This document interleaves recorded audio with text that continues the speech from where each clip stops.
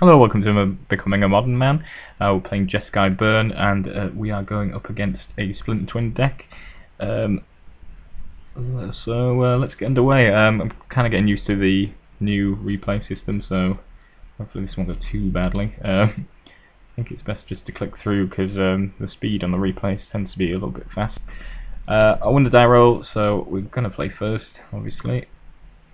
Generally the best way in Modern in general. This is our opener. It looks a little bit dodgy. I'd rather have a creature, mutagenic growth. She doesn't do a great deal without a creature, but I think I opt to keep this. Just learning the deck, so I always like to try and keep hands that might work. We've also got a treasure cruise, which can hopefully restock us later on. So lead off with Bloodstained Mire. Fetch up a mountain. I mean, we could have fetched up a Steam Vents or a Sacred Foundry, but I've gone to the fetch, so I'm not too concerned either way, so that seems fine. So fetch a mountain, run out Goblin Guide, attack for 2, and our opponent revealed a Snapcaster, so it's fine. Let's see if we can maybe just minimize that a little bit. Hopefully that looks okay. Here's that Goblin Guide. So we just place an island, we attack again with the guide, feeling a bolt off the top, so at the very least we haven't given him any cards, but not too happy to see a bolt off the top, I have to say. Punches the bolt our guide. We're going to use the mutagenic growth to save him. And our opponent probably knew that as he'd already peeked at our hand. Attack the guide, this time we give him an island. And drop a Steam Vents. And the Thoughts Guys himself. So trying to power up a Dig Through Time or a Treasure Cruise of the future, probably. And we not drawing particularly well. The guide again. Give him a Steam Vents. He's gonna have a Snapcaster. Gonna bolt the Snapcaster. At least hopefully that will force him to get rid of the guide and takes a creature off the board, given that we don't have any creatures or any real other ways to deal with the Snapcaster. We don't want to take a series of 2 damage beatdowns. I can see an argument for going to the face, but I think it's better to get the Snapcaster going. We've still got quite a long way to go before we can kill our opponent. So we flash back the bolt, killing the guide. We have enough mana to Treasure Cruise, which is always good. Unfortunately we don't draw a great deal. Mutagenic Growth and a Lightning Bolt. Still not sure if I'm a big fan of Mutagenic Growth in this deck. I'm definitely not in love with it, I have to say. I suppose it's good with the Swift Spear. Draw a Boris Trap, which is nice. We've got 7 points of damage. And drops an Exarch. Can't really do a whole lot about that. Fortunately he's got the Kiki Jiki combo rather than the Splinter Twin one, so we can Jiki with our bolt. Draw Treasure Cruise. If we tap out, we're actually able to Treasure Cruise again, so it seems worth it, seems like we haven't got anything else going on. We can't stop combo anyway. And drawing 3 cards is always good. Get a Swift Spear, an Eidolon, and a Searing Blaze, which is pretty nice. Fortunately our opponent had the Splinter Twin as well, and there's nothing we can do about that. Not that there would have been if we had all our mana available either. So yeah, fortunately we just lose out on that one. I think, you know, if we'd been able to go a little bit longer, we probably would have won out. But that is the power of Splinter Twin, being able to combo out of nowhere. So yeah. Let's go on to game 2, shall we? Be able to see the result if you're perceptive, I imagine. Right, is this going to work? Okay, so this is not a very good hand. This is our 6, so I'm not quite sure what happened to our 7. If we can go back just a second.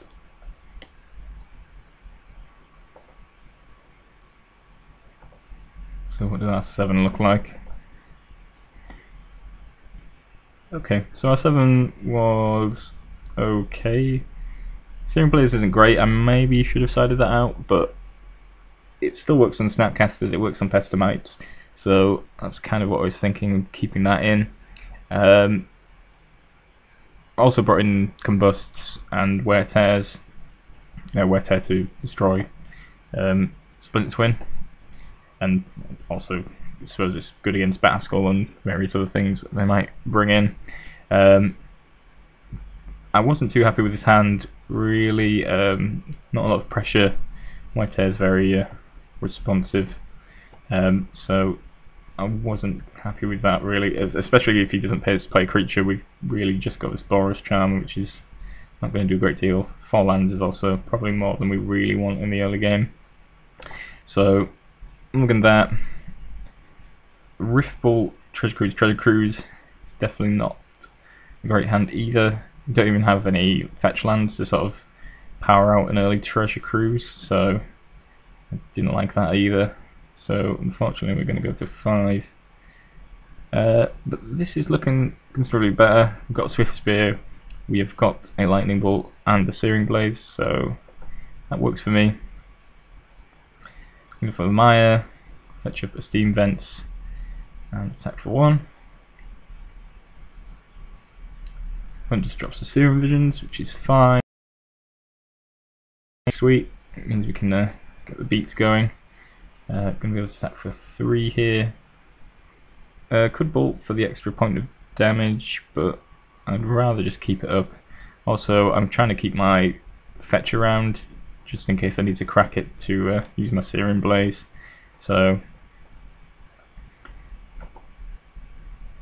I'm going to get a few more cards up. So drew an Electrolyze, which is fine. It's a bit of a way off affecting the board in any way.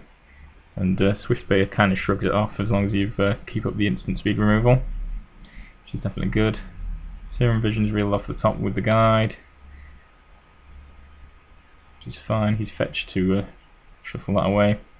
Electrolyzes the Goblin Guide, so can't really do anything about that, but it's not too devastating. We draw a Boros Charm. I'm going to Lava Spike and get in for 2 with the Swift Spear. Could have bolted as well, 3, but I feel like that's not particularly necessary. I feel like we're winning this regardless. We've got a lot of burn, and really, as soon as we get down to 4, we're in Boros Charm range, so I don't feel particularly under pressure, so I'm just going to ease out. Contrast, it is a Charm out Swift Spear. I'm happy to try and use a Lightning Bolt to save my guy, and opponent uses Remand, which is not particularly effective. It gets him to draw another card, but I still get my Lightning Bolt, so not devastated by that exchange. Run a land, which is really nice. That's kind of what I want to see. And Pestimites tap down the Swift Spear, which is fine. I'm going to use my Blaze to kill it. That's 3 and then bolt him, and that finishes it off. So yeah, that went really well, particularly from a mulligan to 5. Swift Spear plus Goblin Guide on some serious pressure, and yeah, went pretty nicely from there. Also helped that we drew some good range of burn smells from there as well. So that's the kind of aggro we really want to be delivering. So let's go on to game 3.